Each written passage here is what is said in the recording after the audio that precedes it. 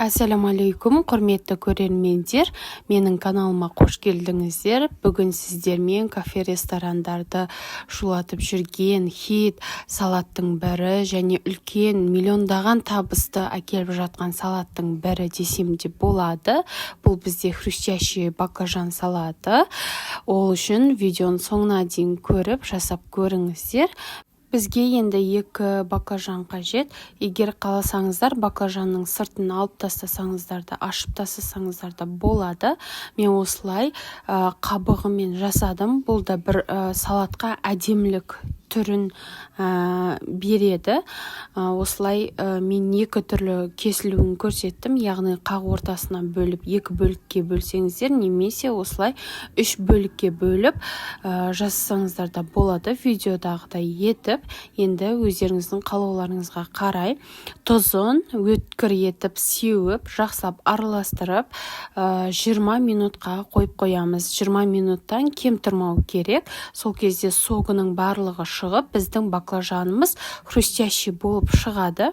Осындай сушилкаларыңыз болса, өте жақсы, осылай кептіріп аламыз. Егер де болмаған жағдайда суын ағызып, жаңағыдай салфеткаға қойып кептіріп алатын боламыз. Және ыдысымызға салып, крахмалымыздан, мен кукурузный крахмалды қолдандым. Егер де қалсаңыздар, кукурузный крахмал болмаған жағдайда картофельный крахмал деген болады. Соны қолдансаңыздар да болады. 3 ас қасықтай кукурузный крахмалды қолдандым. Жақсылап осылай араластырып аламыз. Қызып тұрған майымызға барлығын бірден салмастан, осылай шұңғылдау ыдыста қуырсаңыздар өте жақсы болады.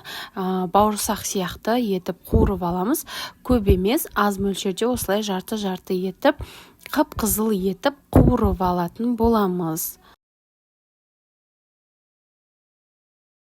Міне видеода көріп тұрғандарыңыздай баклажандарымыз қып-қызыл болды. Әппақ қылып алмаңыздар, себебі түрі де біртүрлі болып қалады. Баклажанның осылай қып-қызыл болса әдемі түрінде береді.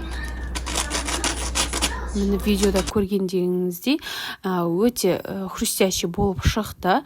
Бұны жасаған кезде бірден берсеңіздер өте дәмді болып шығады.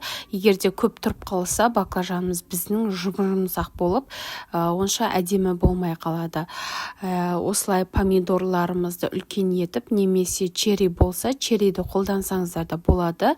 Үстіне тұзымызды сеуіп, баклажанмен салып, және үстіне кисло-сладкий соус деген болады. Супермаркеттерден көрсеңіздер болады. Соны алып, жақсылап араластырып аламыз. Араластырғанда да аккуратно араластырыңыздар, езіліп, мұжылып кетпесін. Осылай мен руккола шөбін қолдандым. Қалауларыңызға қарай әртүрлі шөптерді қолдансаңыздар да болады. Осылай барлығын қойып шығатын боламыз. Қолымызбен аккуратно езіп алмай барлығын қойып шығамыз. Және мен үстіне творожный сырды қолдандым. Егер болмаған жағдайда қоспасаңыздар да болады. Егер қосамын дейтін болсаңыздар, және де творожный сыр бар, фитакса деген сыр бар, моцарелла деген сыр да бар. Өте дәмді ол сырлар. Соны да қолдансаңыздар да болады. Және де бальзамический соус деген болады. Супермаркеттерден жаңағыдай осындай приправаларды сататын жерден сұрасаңыздар табылады сол жерлерден. Соны бетіне әдемілеп, қалауларыңызға қарай сеуіп, осылай подачасын әдемі етіп берсеңіздер болады. Жасап көріңіздер. Өте оңай, өте дәмді, және менің каналыма тіркеліп, қоңыраушаны басып кетіңіздер. Сіздермен бірге болған Фариза Шалқарқызы. Ас болсын.